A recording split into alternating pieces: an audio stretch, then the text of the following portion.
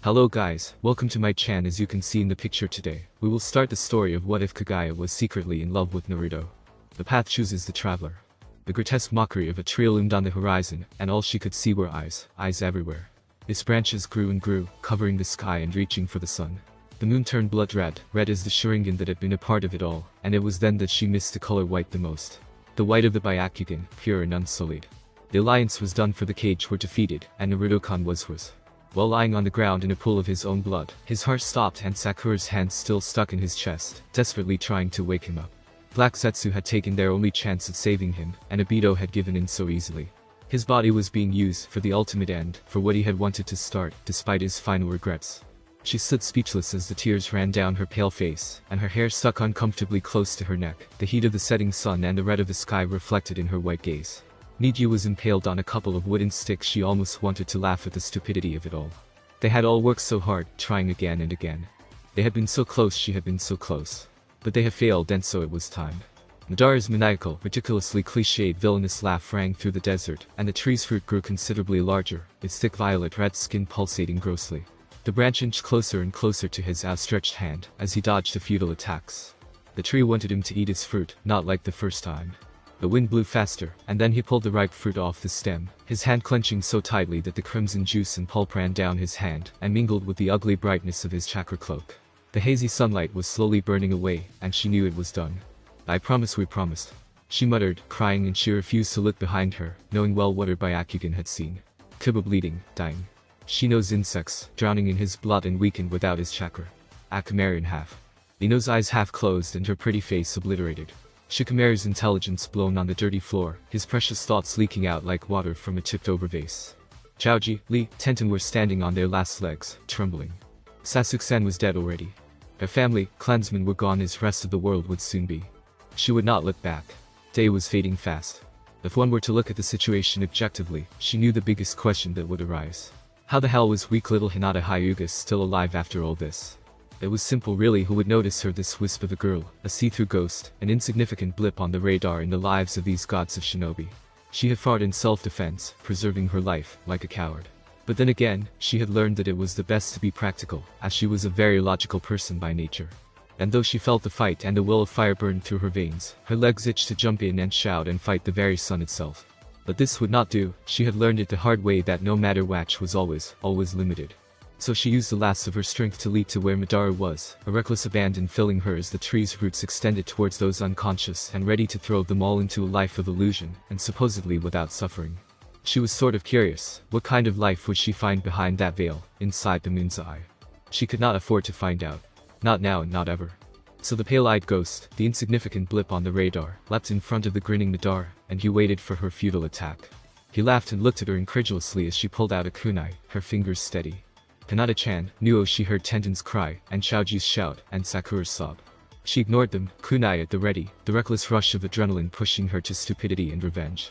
"Madara-chan, what you have done is unforgivable," she said simply, flatly, with the air of one who had said the same lines over and over. And he stilled, intrigued by the bacterium that had dared to face him. Such a transparent little thing, he thought. He could see her eyes and the tear tracks and the white of the Byakugan, cold and unwavering. And so he nodded, intrigued. His staff was at the ready to tear her apart just as soon as she finished the customary heroic speech and last stand. The mere surprise of such a weakling having the gall to challenge him made him stop. The universe was trying to amuse him further, wasn't it? "I've heard it all, little Hyuga." He smiled, his hand raised. The fruit was still in his grasp, just crying to be tasted, to be used. Hinata glanced at it, licking her lips, and Madara smiled, knowing the lure of power to weaklings. The shouts of her friends, and the cadavers of her comrades, were fresh as anything in her mind as she looked him in the eye, raising her kunai. "I'll see you soon, Naruto-kun, everyone." Then she did the unexpected. Timid little Hinata Hyuga, the little blip on a radar, smiled. It was bittersweet, but she smiled, her eyes glinting in defiance. Then her kunai turned inwards, and straight through her chunin vest, into her heart. She heard the satisfying squelch of flesh tearing itself against metal, and felt a brief breathlessness. Her head struggled to hold itself up, her eyes flickered, but even so, she managed to look up at a stunned Madara. And in her lilting and perfectly cheery voice, she said you. She dimly noted that the effect was ruined by her choking on her own blood, but she had gotten the message through.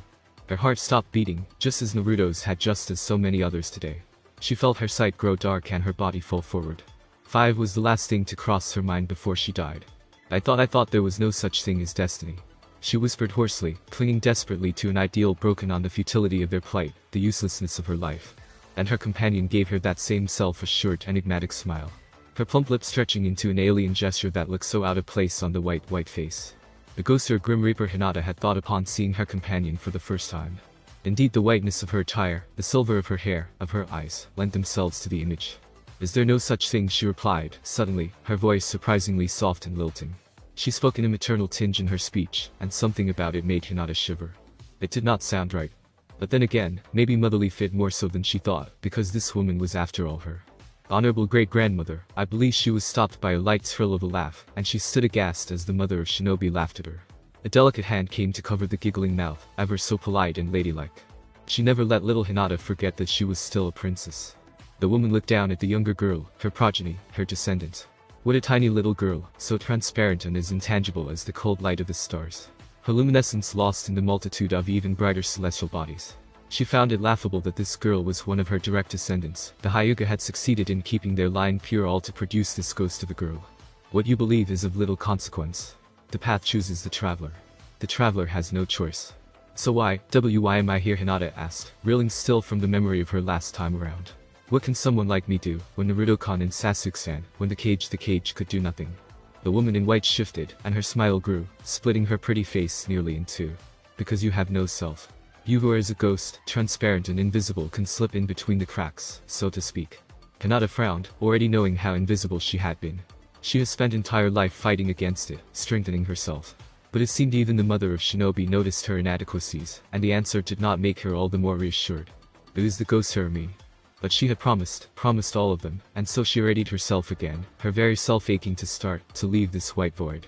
Dressed still in her dirty Chunin vest and fatigues, she dusted herself off, feeling slightly ashamed of her state of being. Of course her clothes could not compare to the silky richness of her companion's cream robes. She looked at her hands, coated in blood. His blood, and the tears fell down, because she had been unable to save them again. Her resolve renewed itself, her back straightened and her mouth fell into a thin line.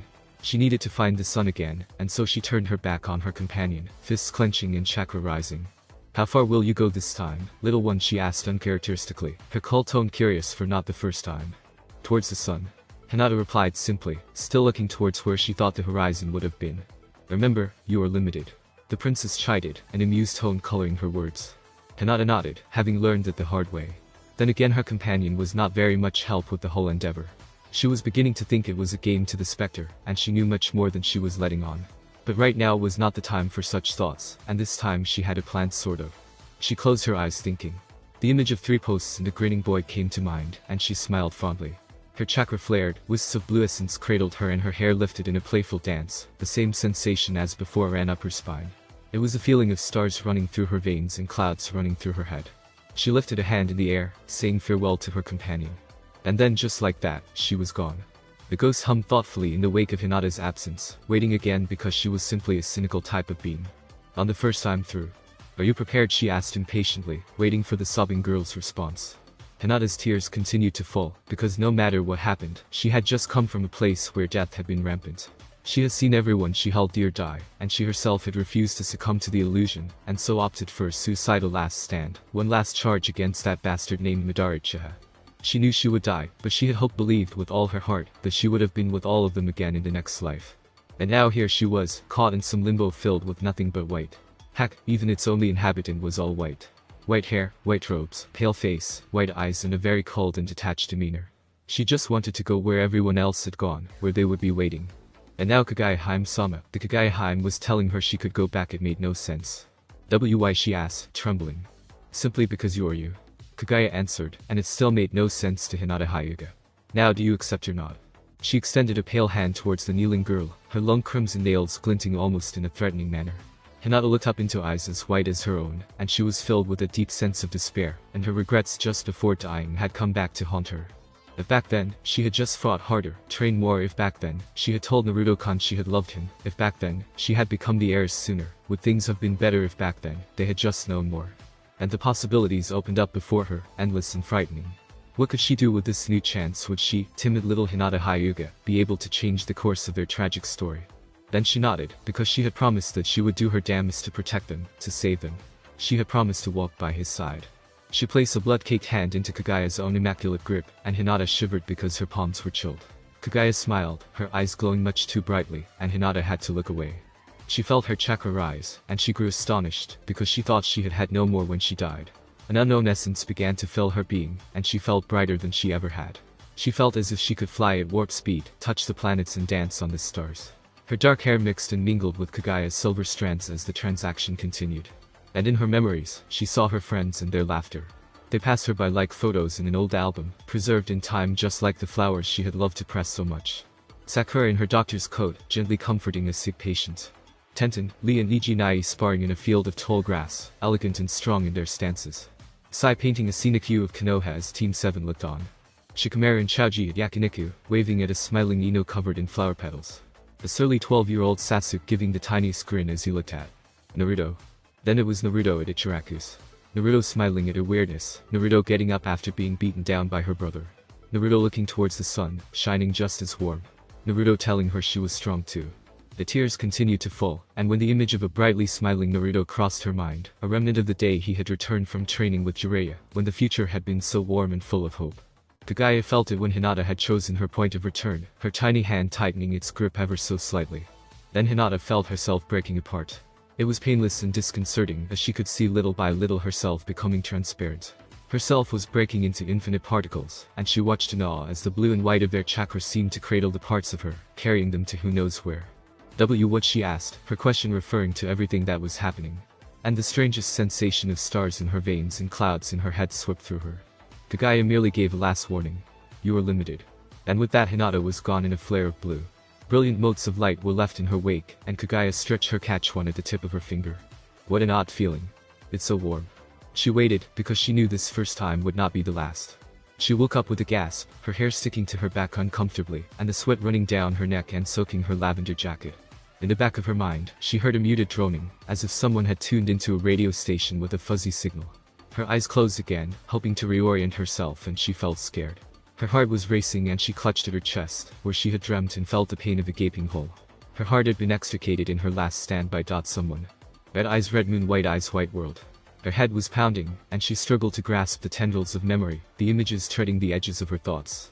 She squinted, as it was like trying to cup water in one's hands when one was dying of thirst, imperative and difficult.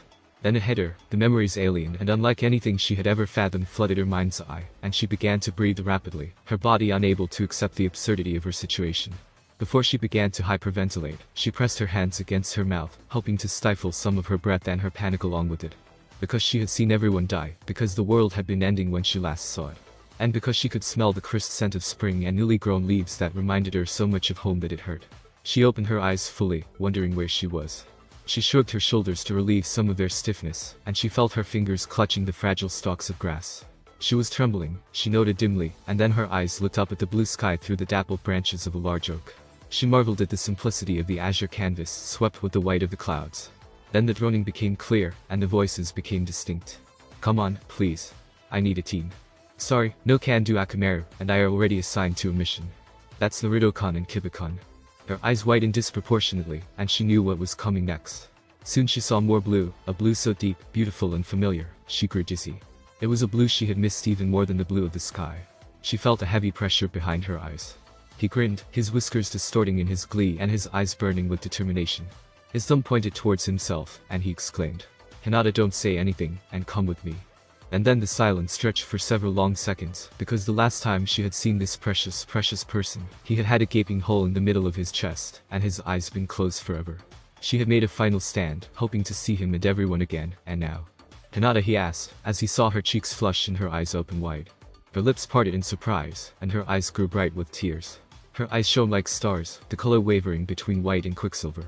They seemed translucent, and it was as if he could read every single emotion and thought going on through that odd head of hers. But something was buried deep, deeper than he felt he could reach, and whatever it was hurting her. But then slowly, a smile spread across her face, lighting it up in ways he had never known. He had in a breath, because he had never noticed how pretty she could look. Then her tears fell and he was unprepared for it all. He began to freak out, waving his hands about in confusion and fear, somewhat expecting a blow to the head or for the girl to have one of her weird fainting spells. Hinata, I'm so sorry, don't cry. He looked at her, panic blocking his throat as he saw Kiba and Shino approaching. Then she leapt forward, her soft sobs turning into louder keening, and he felt her slim arms around his neck. He nearly fell backwards from the suddenness, and then he felt her lips at his cheek, wet and trembling. You're here, was all she could say, completely forgetting any shyness she should have had at this point in time. All thoughts of keeping her cover and fitting in with her old personality flew out the window, because really with eyes so blue and the scent of Raymond filling her nose and his flaxen hair tickling her cheeks, reality had hit her quicker than when she had initially woken up. Naruto smiled fondly, slightly alarmed at her display. He felt his cheeks warm up as Kiba and Shino gazed on in incredulity, their jaws agape. And shrugging it off, he wrapped his arms around the still crying girl, his opinion of Hinata Hyuga changing by the second. She heard footsteps approaching, and gasped when she saw her best friends approaching. She extricated herself from Naruto, to his silent disappointment. And then when Shino, Kiba and Akamaru came closer in worry for their sweet teammate, they were unexpectedly assaulted by tiny arms, straining so hard to engulf them all in a hug. Her head was buried in Kiba's jacket, her hand gripping the hem of Shino's. She was laughing. She was crying.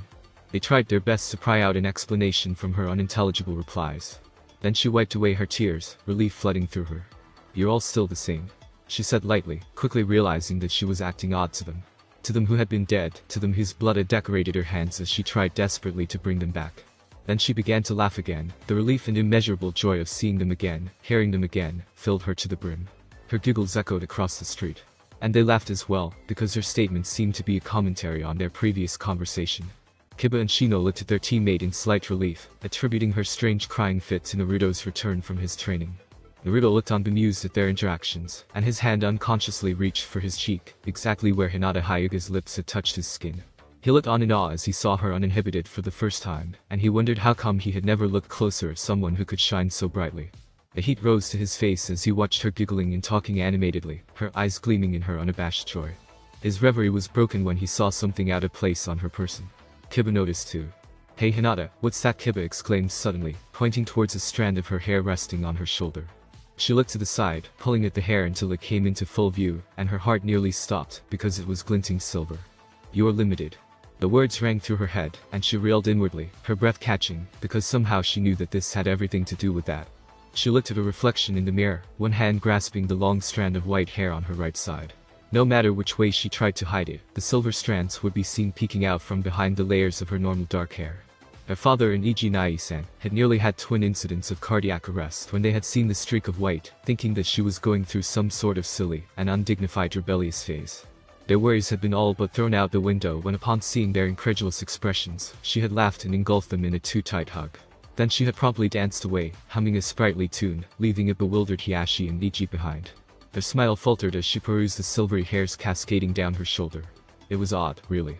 She had never mentioned anything about this, and Hinata's heart quickened in fear because the warning that had echoed in her thoughts was ominous. I am limited in what way? She opened the small drawer of her vanity, the dim lamplight illuminating a pair of heavy scissors. Hinata grasped the handle with trembling fingers, and without hesitation snipped off the white strand. She wanted to laugh as she admired her handiwork, because now her hair was uneven. She turned back to the cut-off strands, ready to dispose of them. She was therefore very surprised to find that they were gone, nowhere to be seen.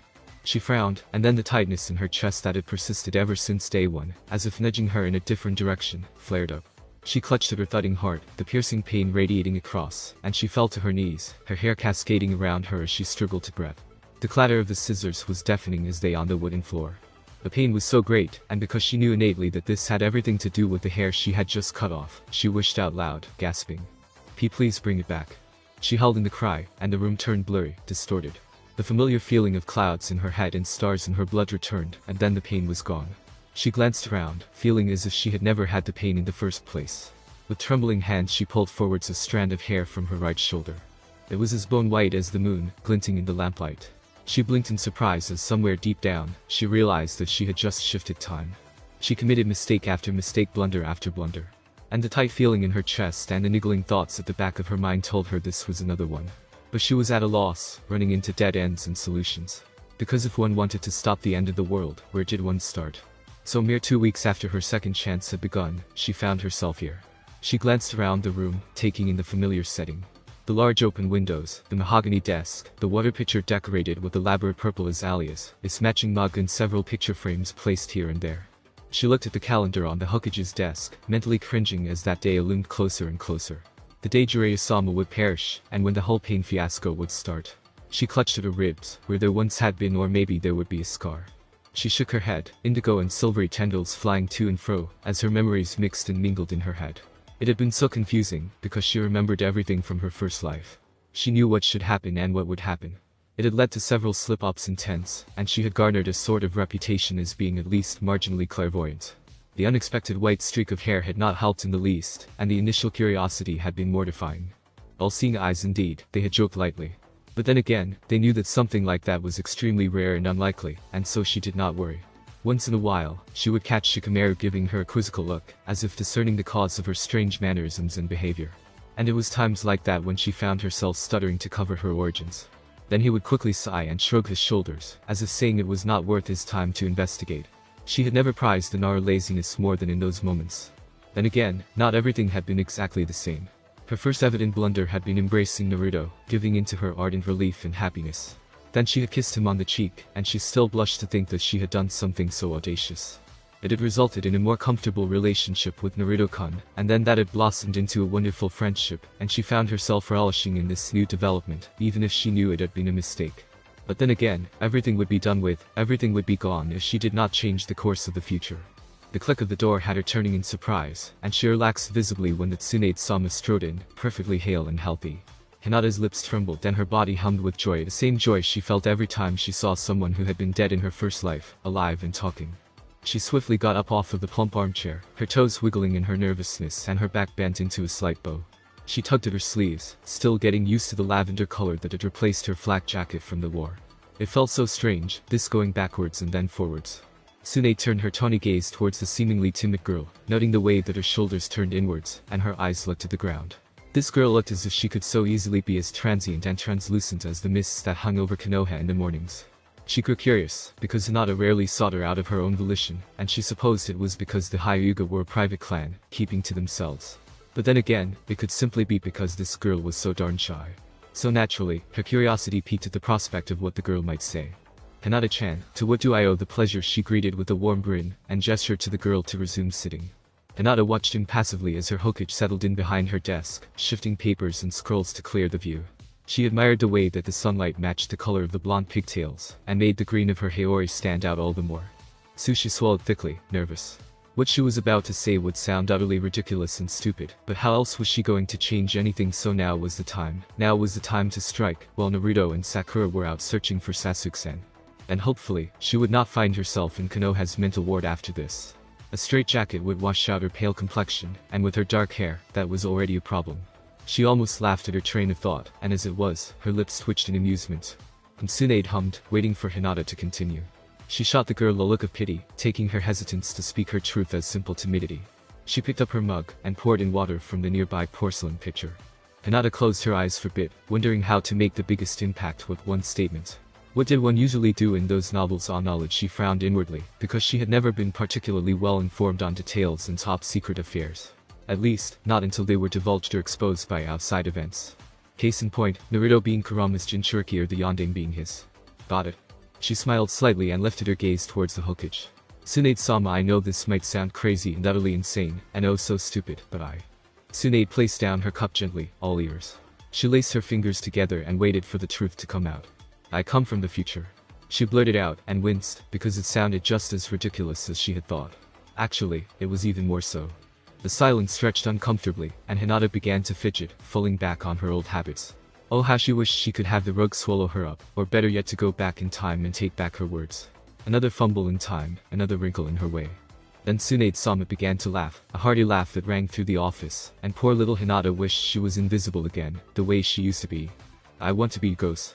She clenched her fists, because that thought was forbidden, and as alone and frightened as she felt, knowing what was going to happen, she blurted out her trump card. I know that the Yondaime is Naruto-kun's father. She whispered hoarsely, and she closed her eyes in anticipation. She was not disappointed. The raucous guffaws emanating from the Hokage stopped abruptly, and it almost sounded as if she were choking. Then there was a clink and a crash, and Hinata could picture the mug broken in half by the force of Tsunade-sama's surprise. What a shame, it had been a very pretty mug after all. She waited, and then came the sharp exhale and a sigh. She opened her eyes to stare at her Hokage, and a small bittersweet smile crossed her face. How do you know? Tsunade demanded, her hands slamming on the desk, and her eyes boring into Hinata's own. And for a second, Tsunade thought she saw something deeper underneath the translucent eyes of white, an immeasurable pain, something she could identify. She knew that pain, because she had had the same pain in her eyes, experienced the same loss. But why would she have that expression? Her generation had been lucky, not to experience war. There had been the invasion by sound and sand, but that had limited casualties, and she was hard-pressed to compare that to the second and third shinobi wars. So there was no logical reason as to why Hinata should have such a haunted look in her pale gaze. How, she asked again, still reaching for rational explanation. Very few knew about Naruto's parentage. So how had this little Hyuga, this little Chunin gotten a hold of such information? Granted, if one looked hard enough, the resemblance could be uncanny, but most had made no effort to connect the dots, to make the long leap. If there was a breach in information, then the leak needed to be stopped. Hinata shrugged slightly, and fidgeted slightly. In the future, it is common knowledge. Tsunade looked incredulously at the girl. Her information was impressive, but why was she still going on with this future thing? Now is not the time for jokes. Hinata Hyuga, how do you know? Hinata panicked internally, because her first play had not been successful, and she cursed her lack of involvement in Konoha's inner affairs. Her companion had not given her any advice either, merely telling her that she was limited. A fact that had been ever so kindly hammered into her head since childhood. She ran the timeline in her head, dividing up the months by world-shifting events, and the first large one had been the Kazuki's rescue. And now at this time point, Team 7 was off looking for Sasuke-san, then that meant that Jiraiya was investigating the Akatsuki. A mission that would eventually lead to his death, unless... "How's Jiraiya-sama? I hear the weather in Omegakure is much too wet at this time of year," she said quietly, and then she flinched as another crash resonated, this one much louder, and when she looked, the gorgeous mahogany desk had been reduced to splinters, and the Hokage was giving her the oddest look. Then Tsunade began. "Hypothetically, if you are here, from how far into the future are you?" Hinata looked out the window, tilting her head towards the sunbeams, enjoying the warmth. 2 years, give or take. Tsunade stilled, because 2 years was so close, and she wondered what it all could mean. She looked down at her hands, and noticed that they were shaking. She laced her fingers together again to maintain her composure. "Why are you here?" she asked quietly. Hinata turned back to her, mouth agape, because she had actually believed her, despite her lack of information and proof. "You believe me?" "I don't know yet. I'm still trying to figure out how you would know what you do," she sighed. Hinata shook her head, her hair shifting against her shoulders, and she caught sight of the white strand of hair. She remembered the night when she had shifted time, and she pleaded that just this once, she could be allowed to use the ability once more. She who was deemed transparent and wispy enough to slip in between the cracks of time, she wished to bend it, if only just a little. "The mug," came the unbidden thought, and following her instinct, Hinata offered her own hand's palm up, and the Hokage gave her a distrusting look, because this whole situation was absurd, and she was starting to seriously consider placing Hinata Hyuga under surveillance. "I'll show you, Tsunade-sama, please. Please let me do what I can," came the request, and when she saw the tears beginning to fall, Hinata's desperation clinging to her every movement. Tsunade placed the fragments of porcelain in the girl's pale palms, and she saw her cup them as if they were delicate little birds, fragile and precious. After several seconds nothing happened, and then Hinata felt it. She felt time slipping past her, and it was as if only pieces of her hands and the fragments of the mug were going backwards. It was the same sensation of starry veins and fuzzy clouds, and she saw her tears float around the rapidly reassembling mug, like tiny dewdrops. Her chakra flared blue and the fragments floated above her palms, weaving complicated patterns and reforming a perfectly okay mug, the azaleas crawling up its handle and side. Tsunade's eyes widened as the image of Hinata's palms became distorted and bent, as if she was observing them through a telescope backwards, and then she noticed the reformation and the blue chakra tangible and melancholy. Then it stopped, and there in Hinata's delicate grasp was her mug. Tsunade gaped, unable to form a coherent sound. Hinata's visibly relaxed, because she had given proof. She hissed, the tightness in her chest flaring up again, and then she felt that same pain radiating across her chest. She gave one last happy smile and collapsed, the perfect mug falling to the ground with her and cracking in two. "I am limited." On this second chance, Hinata decided to be a little selfish. Her regrets had filled her to the core, tugging at her very self in that white void. And she knew how short life could be, how in an instant everything, absolutely everything could be taken away. And so, this time around, she gathered herself together, images of red and blood and the end of the world filling her mind as she stood in front of him. She thought of his eyes, closed forever and his heart still. Niggling at the back of her mind, and the base of her heart was the thought that this was not right. This was not how things should be done. But she pushed aside these thoughts and concentrated on the here and now. She remembered the novels she had read with stories similar to hers, stories of people trapped in an endless time loop, all in order to teach them some very important lesson. She tapped her fingers against her kunai holster, thinking on what her lesson might be. And because she prided herself on being a fairly quick learner, she supposed that her lesson had been simply that of carpe diem. Satisfied with that conclusion, she turned towards him, her eyes turned to quicksilver, and the moon lit up the soft planes of her face. Naruto for his part grew confused as the soft, timid expression that typically graced his friend's face turned into something altogether too luminescent, and he was reminded of her eyes on that day. She had hugged him in welcome. His hand gripped the railing of the bridge, a bit nervous and confused as to why she had called him out here. Hinata could see him slowly breaking inside, another failed Sasuke retrieval mission, and he had returned broken. She shivered because if things did not go well with Jiraiya-sama's mission, despite the extra precautions, then he would be worse off. This is wrong. Stop it now. Despite the thought, she began. I used to always cry and give up. I made many wrong turns, but you helped me find the right path, you know, Naruto-kun. Hinata, he said breathlessly, shocked at the depth of her emotions, and at the sudden revelation of them. It's because you always got back up, no matter what. Like I said before, you were a proud failure and I wanted to catch up to you, I wanted to walk beside you all the time, I just wanted to be with you, you changed me. Your smile is what saved me. She gave him her best smile, his favorite. It was a smile she reserved only for those closest to him, and it made her shine so beautifully that he had to remind himself to breathe. I'm sorry, she said, blushing and fidgeting in a way that was simply Hinata. How for what, he asked, confused. Then he smiled back at her, gentle and genuine. Thank you, Hinata, for believing in me like that. But I don't deserve it, I can't even save one friend. He trailed off, and his hand gripped the railing even tighter. He looked out at the river, dwelling on his most recent failure. I can't even save Sasuke, so how? He was stopped when slim arms circled around his waist, and he felt the weight of her head against his back, her small hands fisting themselves in his jacket. You're wrong, she whispered. She did not finish her speech, but it was just enough to alter the course of events permanently, and the weight of her decision would cost her. In the end, Asuma-sensei had not died.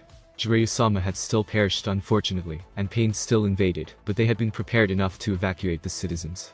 Hinata confessed her love in front of Naruto, as she took the initial rods for him, leaping to his aid several minutes before her previous attempt had been. This time, all that she needed to say was, I love you. And then the multiple rods pierced through her, all meant for Naruto. They hit every fatal point, even though they were not meant to be lethal to the Jinchuriki. Hinata was a much smaller target. It was over before it even started. Her last thoughts before she died were that maybe now, with all the information she had given Tsunade-sama, it would be enough to prepare them for what lay ahead. And with this at least, everyone could live and thrive after the war. I think I did okay, this time. Didn't I? She asked no one in particular, and slipped into the darkness, dying as the roars of the Kyuubi grew stronger. She woke to find herself in the white void again, and she felt such horror and sadness, as she realized that she had failed. And she had thought she had at least succeeded enough, that they who she treasured most could at least live. She curled up into a huddled mass, her lavender jacket ripped and dirty. She sobbed hard, letting out all her frustration and the ache that came from having been so close to him. And Nijinai-san had been alive, and so had Shino-kan and Kiba-kun. You little fool. Came the cold admonishment, and as she looked to her right, she saw the soft folds of rich, cream silk rippling as her companion approached her. Did I not tell you that you are limited? Hinata's sobs had not abated. Something as small as the flutter of a butterfly's wing can ultimately cause a typhoon halfway around the world, little ghost. Hinata's breath hitched and an intense anger began to bubble up within her. She moved onto her hands and lifted herself up to stand, and even if she was several inches shorter than the mother of Shinobi and she was powerless to boot, she did not care. Icy silver glared into flat white, and Kaguya looked on in surprise, because this little specter of hers had never so much as shown a hint of a temper before. You did not think to tell me this beforehand, before I messed up the entire timeline, and now they're suffering and who know else had died. You claim to be so mighty, have not a single drop of humanity left. Kaguya's lips tightened into a thin line, and Hinata grew scared, because if one was already dead, then what was left was oblivion. Or would she be double dead? She had just mouthed off to the greatest shinobi who had ever lived, and now she would have to face the consequences. Then Kaguya laughed, unexpectedly. Hinata tilted her head, confused and emotions in turmoil, because she had just left the world worse off than it had been, and maybe killed everyone else in the process now, according to this lady. Hey Chow, how can you laugh when the world will nearly end again? She whispered. It is simple, little fool. When you die, the world ends with you. Her eyes grew wide. What? You're the what do they call it in your terms? Kaguya tapped her delicate chin. A reset button. Exactly. And with that, she tapped her translucent descendant on the head condescendingly. Are you ready to start again? Hinata nodded, this time determined to get it right. See, you've been shifting time more often now, she remarked, slipping slim fingers through the silvery locks threaded through Hinata's natural indigo. Hinata's breath hitched, eyes widening in fear and distrust as red nails glinted in the white void. I don't know what else to do. She choked out quietly, still clutching her blood-stained right arm, marveling at the fact that just a few days, minutes, whatever ago, it had been gone. TSK, foolish child. "You are clumsy, little thing, aren't you?" Kaguya trilled, a mocking smile crossing her pretty lips. She gave a light tug on the locks of hair in what would seem to be an affectionate gesture. Hinata shivered. She knew better. She knew what this person was capable of, how many she had destroyed. Fingers let the hair go, twisting in a manner so elegant and deadly. Hinata nearly sagged with relief at the loss of contact. Her lips opened and closed, very much like a fish she had once caught on a mission. She had gazed at it flopping, weakening, and its mouth had moved as if it had been trying to impart some sort of dying wisdom.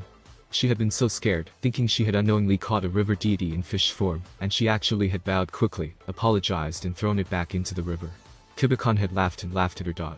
Kibikon regret filled her up as she recalled his hurt face, as she refused to confide in him, refused to tell him why she was getting so tired, why her hair was turning white, why he and Shino had still been alive when he clearly remembered dying. She couldn't tell him that she had shifted time. Her fists clenched and she lifted her head to gaze up at Kaguya. Her mouth tightened into a grim line. This would be her 7th time around. "I'm going to do this my way," she said firmly. "I will be a little selfish." Kaguya blinked in surprise, delicate long lashes brushing pale cheeks. Then she laughed, bringing up slim hands to cover her mouth as she did so. Hinata flinched, but stood straight and spoke firm. "Will you offer me any help, honorable great-grandmother?" The question came out more curt than she intended, but she was becoming impatient and tired. Each time around had had its difficulties, but she had tried fixing her blunders, had tried confiding in those she thought could make a difference. It didn't help that every time, she somehow managed to get Naruto's undivided attention. Something she used to wish for so dearly, now made her chest ache with that same burning, searing pain nudging her away from him. How she loved him, so it made her cry each time she realized she was deviating from the original time stream. If you tell me that I am limited one more time," Hinata interrupted with a quiet anger, eyes glinting silver. Kaguya's glacial glare was enough to make her fear for her very soul. She ducked her head, blushing at her disrespect. With all due respect, Kaguya-sama." She felt her chin gripped by cold hands, and her face forcibly lifted to gaze directly into the whiteness that was Kaguya Utsutsuki. With a wry grin, Kaguya spoke softly. "You must look for the ribbons of time." Hinata's eyes whitened in confusion. What did that even mean? Then Kaguya's smile whitened, splitting the pretty face into something from the deepest of nightmares. Then she sang. "Find the serpent that slithers its way through the ribbons of time. It sheds its skin, and never pays for those crimes it commits. Quickly, little ghost, before your transparency runs out." Hinata couldn't complete her question before a gentle nudge of her shoulder had her arching backwards, her hair following after her.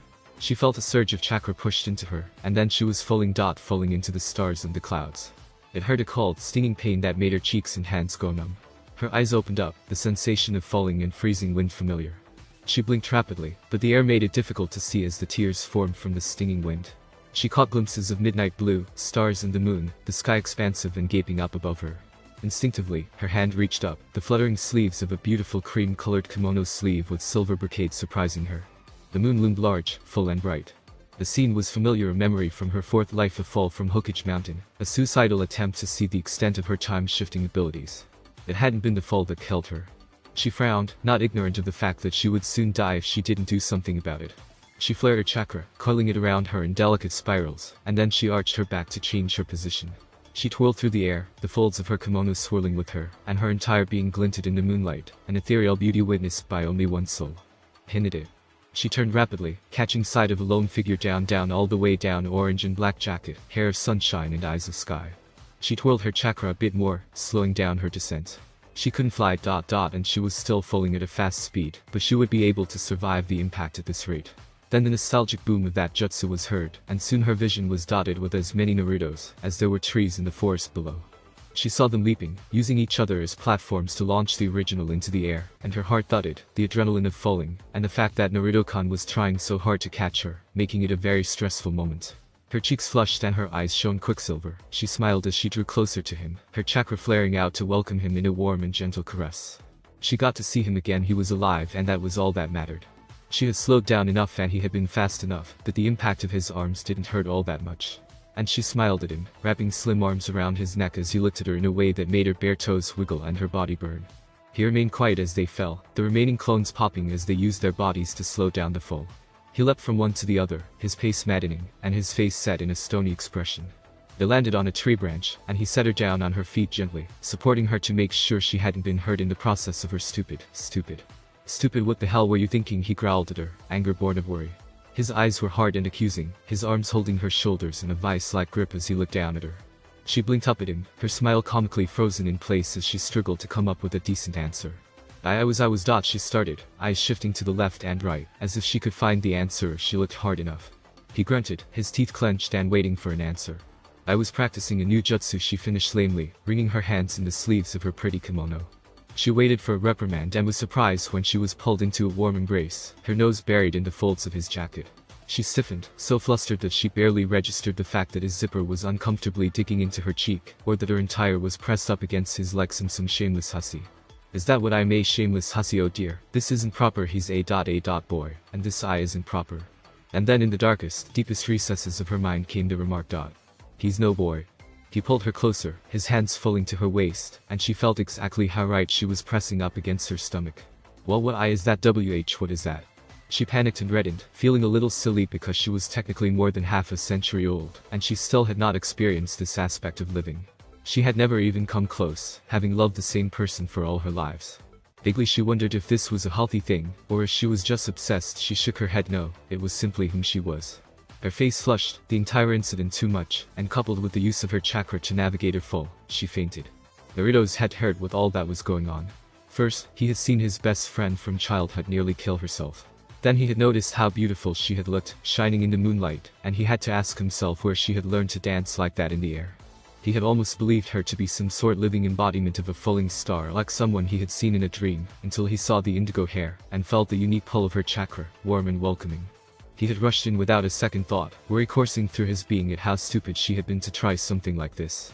Hugging her had been instinctive, it felt right, and he felt his cheeks flushing, as he realized he had never thought of her this way for a long time. At the tender of age 6, Hinata had been the second person to befriend him after Iruka-sensei, offering him a bento at lunchtime, and stuttering out the cutest introduction he had ever heard. He would see her tiny hands grip her chest, and she would give him a forced smile when he asked if she was okay. Naruto-kun, who is it you like? The HHH, what kind of question is that? Oh, men never mind. She had been his first crush, but he quickly noticed that she shut down, became aloof any time he tried to get closer than friendship. At first, he thought she was faking being his friend. They had almost stopped being friends after a particularly bad fight, but she had shown up the next day on his front door, holding another bento and refusing to leave until they had patched things up and talked things out. At 12 he had believed that Sakura-chan could possibly be the girl for him. Hinata had been there, always supporting him, but she never looked truly happy when he asked Sakura-chan out. Regardless, he had never had any success in his endeavors. Then he had gone off to train with Jiraiya, coming back to a grown and happier, somewhat mysterious Hinata. He had been awestruck. Her back had straightened, and she stood tall, wearing softer colors, and through the slightly baggy clothes, he could see that she had developed. She had always been cute in that shy girl best friend sort of way, but seeing her like that, he had pushed aside his old feelings, not wanting to ruin the delicate balance that existed between them, and yet as things had progressed and he got caught up with rescuing Gar, he had had no time to catch up with her. So now when he had caught her nearly falling to her death, he grew so angry and worried that she could so callously disregard her life like that, all for a new jutsu. He had been choked up with worry, and when he saw that she had been just fine, he pulled her to him in relief, wanting to be as close to her possible. Then her light flowery scent had filled his nose, and her hair had been so soft and her curves had been pressed inadvertently up against him. And soon his body reacted with a normal and embarrassing response. He shifted uncomfortably and he gulped, not knowing if she had noticed yet or not. He waited for her to talk to move anything. When she stopped moving and he looked down, he was expecting to see her red and flustered, maybe even angry at his involuntary reaction. Her face was red alright, but her eyes were closed shut, and her body went limp in his embrace. He blinked in surprise and then laughed with nostalgia as he lifted her into his arms. She hadn't done that since their academy days. "You're the one that I like," he whispered to her quietly, only the stars hearing his confession. Or so he thought. "But sir, your reincarnation is as big an idiot as you were, dear." He had dreamt about her again. He had been having the dreams for the past 3 years, a girl with long white hair and sad silver eyes. That was all he ever saw of her face, those same eyes. Naruto rubbed the sleep from his eyes, looking out past the small window of his apartment.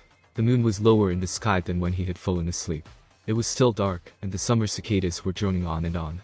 "Can you hear me disappearing?"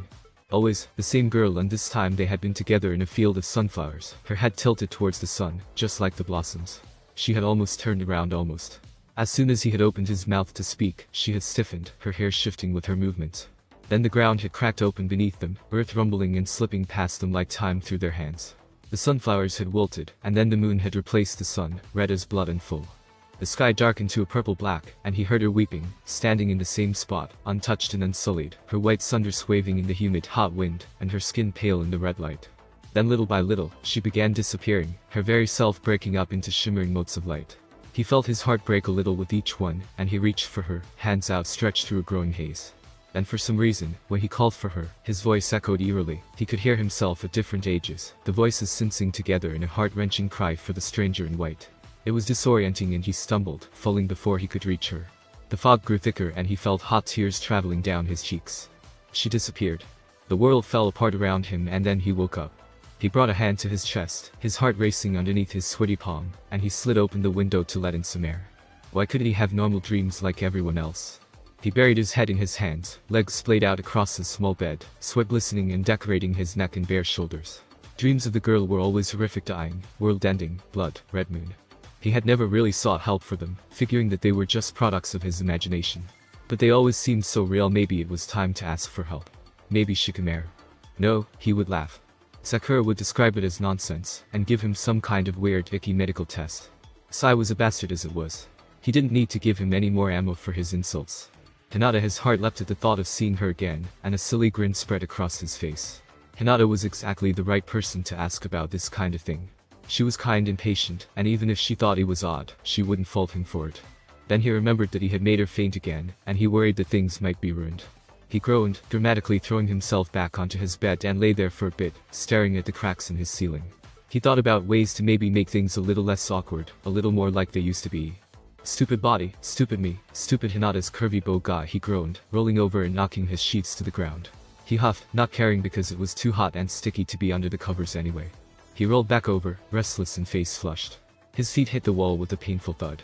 The hit sent a pang of pain through his pinky toe, the absolute worst spot on your foot to get injured on. Shit, he yelled, grabbing his foot and curling into a slight fetal position, as he waited for the pain to subside. Give him a kunai through the shoulder, a sword through his stomach, anything but a kick to the balls or a hit to the pinky toe. He really needed to get a bigger bed.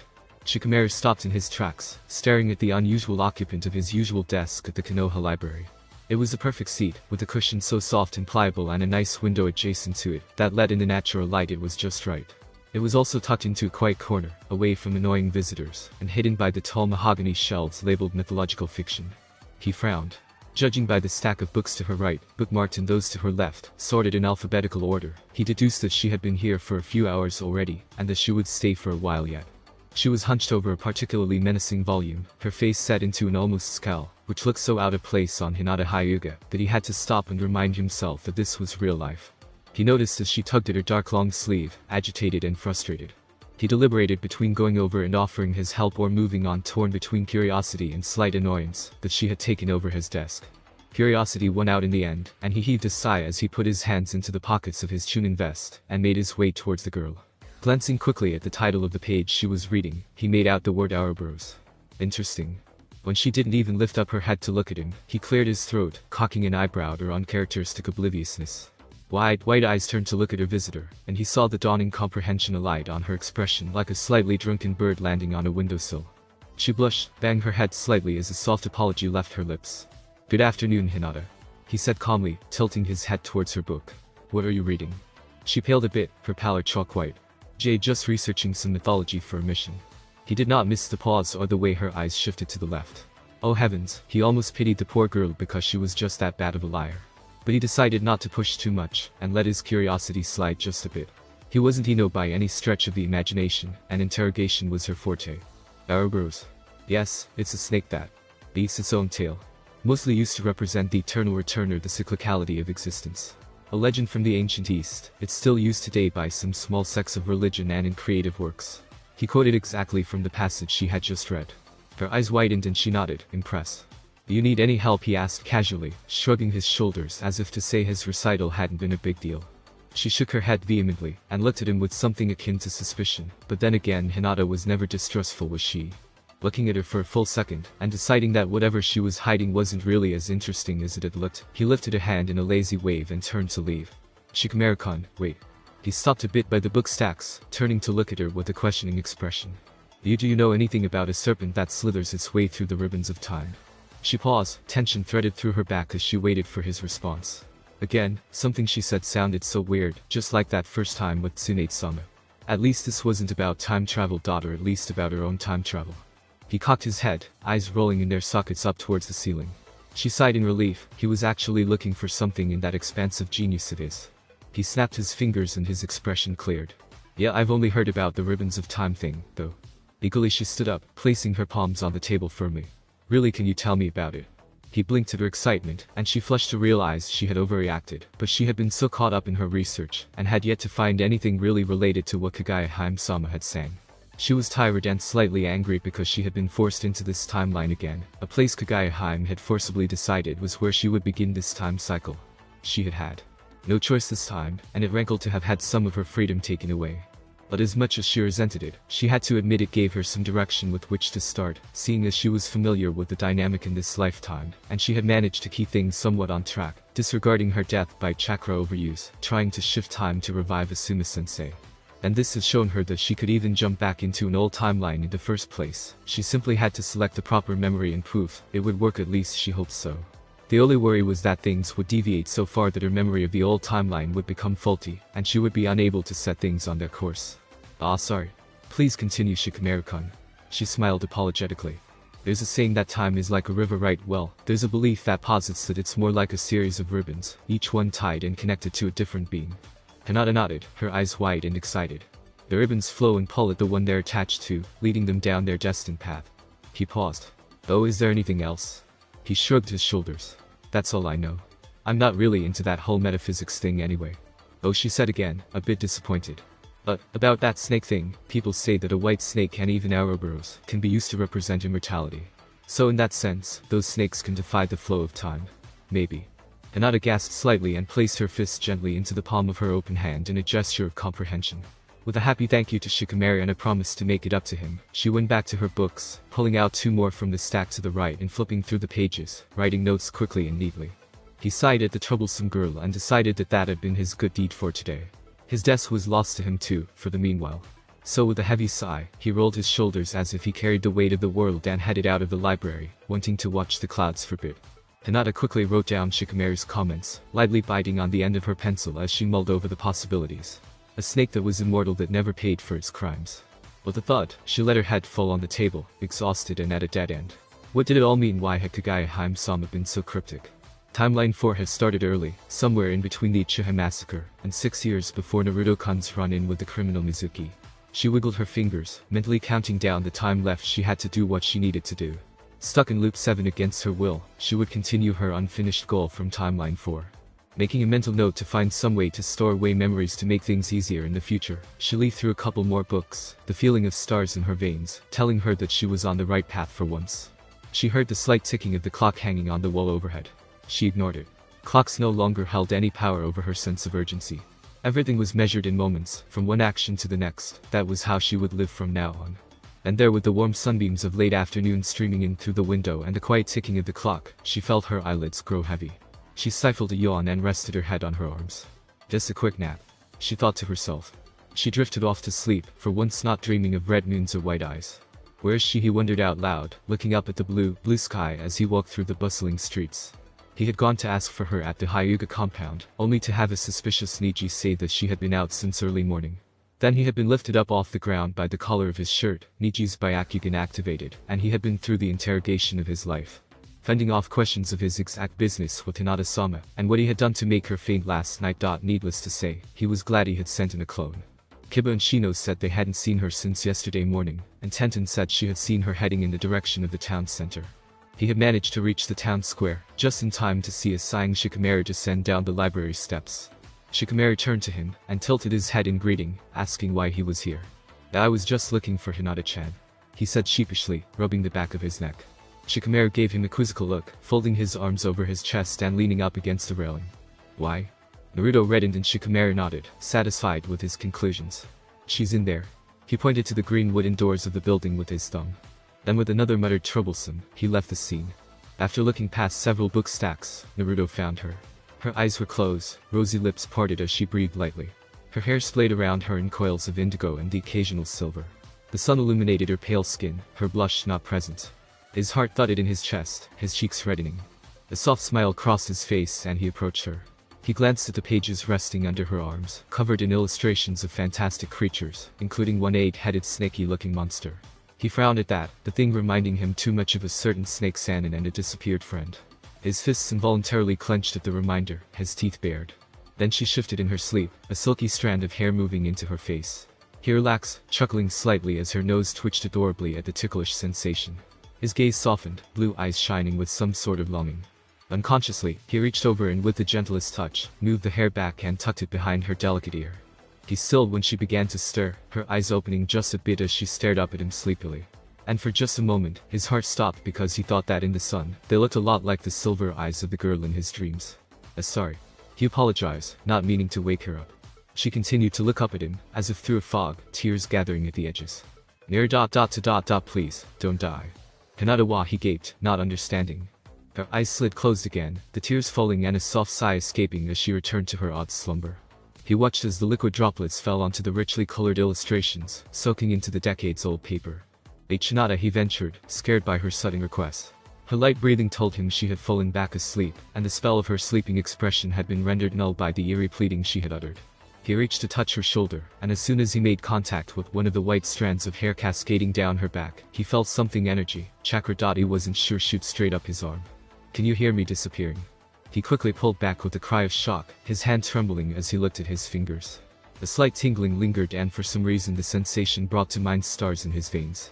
He shook his head. That was nonsense, but things were getting stranger. He grew worried and reached again, determined to wake up his friend for her own safety. This time, he felt the shock, but retained his slight grip, and he felt the sensation shoot all the way up his arm to the base of his neck. His mind raced with foreign images. A red moon, a man in a spiral mask, a grotesque-looking tree looming under a dark purple sky, a man with purple eyes and a white robe, everyone dead. Then Hinata was there alone and so small, facing the man with purple eyes all alone. She said something he couldn't really hear, and then he saw her smile. Then a kunai through her chest, and the world went dark. Over and over, over and over. He grabbed his head as the images replayed, the lilting voice sobbing the words. Stop, please stop, please stop. His heart was breaking, his heart was racing, his heart was beating, his heart was stopping. Stoop. The scream was mind-numbing, the tears running down his cheeks and his sharpening fangs piercing his bottom lip and drawing blood. His nails had lengthened too. Why wasn't the screaming stopping? It took him a moment to realize that he had been the one shouting. His eyes flew open, for a second tinged red and panicked. Then he saw the blue sky outside the window, and he heard the soft ticking of the clock on the wall and Hinata's soft breathing. His chest heaved with the effort to calm himself, and he gulped in the slightly musty air, as if he had been a drowning man, the memory of those images slowly fading away. He grabbed at his chest, because for a second, he could have sworn his heart hadn't been beating. He had died. The quick rush of footsteps and grown murmurs alerted him to the fact that he had several spectators, coming to see what the shouting had been about. The librarian was giving a strange, accusing look, and the remaining crowd peering from between and around the bookstacks consisted of a couple academy students and 4 jonin, including one Kakashi Haddock. He stepped forward out of the small crowd, his only visible eye wide in worry at his student's outburst. He had sensed a brief burst of burning, hot chakra that he recognized as the Kyuubi's, and he had panicked. Naruto, are you okay? He asked, his voice muffled through his mask. Naruto turned to stare at his sensei, eyes wide and usually tan complexion pale and sallow, beaded with sweat. He turned back to look at Hinata. She was awake, fearful and confused as she found herself surrounded by people in what was supposed to be a quiet nook. And when he looked at her, Hinata understood. She saw the same fear and despair she had encountered so many times in her lives. Somehow he knew on some level, and then she did the only thing she could. Naruto's pale face grew confused as she lifted a delicate hand, glowing with bright blue chakra. The feeling that swept through him at the sight was chilling, icy, so different from her usual welcoming energy. This was something completely foreign. And powerful. Then with a gentle smile, she activated her Byakugan as the onlookers tensed, wondering if she was about to attack. Kakashi's eye widened, and she saw him reach to lift up the headband covering his Sharingan. She felt various chakras rising to her throat. With a melancholy sigh, she looked at Naruto once more. You will not die, I won't let it end like that, believe it. Then with a wave of her hand, time slipped backwards just a few minutes before Naruto would find her. She collapsed on her desk as she stared around the once again peaceful nook. Shoot, she muttered quietly to no one in particular, letting her head fall to the table with frustrated thud. The cicadas droned on and on, the warm summer air pressing up against her mouth and nose like a hot, humid blanket. She pushed back her thick layers of hair, the back of her neck sticky and gross. She was alone in this timeline, only the third had known about her time travel, and therefore they had been better prepared for many events except Sasuke's defection. She hadn't been there for any of his defections in past lives, preoccupied with other matters. Sasuke was in large part a bigger piece of the puzzle, simply because he was an Uchiha, and he and Naruto had been contenders against Madara, but she groaned in frustration, again and again. Her lack of information was her biggest weakness, aside from the fact that the farther back she went, the weaker her body, but still. Even now, the serpent puzzle and the ribbons of time thing had made little sense. Her leads had been little, and they had lead to nowhere really. How was she supposed to those gosh darn invisible ribbons anyway? Stupid, stuck-up deity it seemed impassive faces, and stick-up the asses was something the Hyuga had inherited in addition to their precious Byakugan. She could see now why her family was the way they were. She flushed at her impropriety, but felt admittedly better calling out the princess in her mind. Hinata rolled up the sleeves of her grey t-shirt, not giving a damn if the thin fabric clung too closely to her figure, or that she wasn't well covered. It was too hot, too sticky, and too stressful at the moment to care. Besides, she had lived too long to let it bother so much anymore. She vaguely wondered if she would eventually go insane from this looping thing. Maybe that wouldn't have been such a bad idea. She did say she was going to be a little selfish this time. I think I already am going crazy, she mused amusedly. A light breeze whispered through the trees, and she smiled at the dappled shade playing across the cobbled walkway of one of Konoha's many parks. She watched blissfully as few loose leaves drifted onto the surface of a tiny pond to the right, the ripples extending outwards until they disappeared under a particularly large lily pad. She followed their path until she was looking upon a rather red fat frog. No, it was a bit squatter, the bumps on its skin and bulky build, letting her know it was a toad. She smiled softly because it reminded her of Naruto Kana. What if she could get a summon too? That would be fun, maybe a bunny or something cool, like a sea lion. She frowned. Those sounded a bit more appealing than slugs and snakes, even if those had been the summons for the powerful Sannin. She shivered as she remembered Naruto-kun's stories of Orochimaru and his serpents, throwing himself up every time he needed to regenerate, popping out of his summons like a groundhog in February, shedding his skin, exactly like a snake. Her eyes widened. No, it couldn't be. The serpent that slipped through the ribbons of time that was immortal. It was Orochimaru. And despite the fact that the sky was bright blue and the birds were chirping cheerfully, she felt her world darken. Thanks for watching my video. Don't forget to like, share, subscribe and comment below your favorite part. Don't forget to support Transparent Chronology by GIGIRE123 and his story link in the description.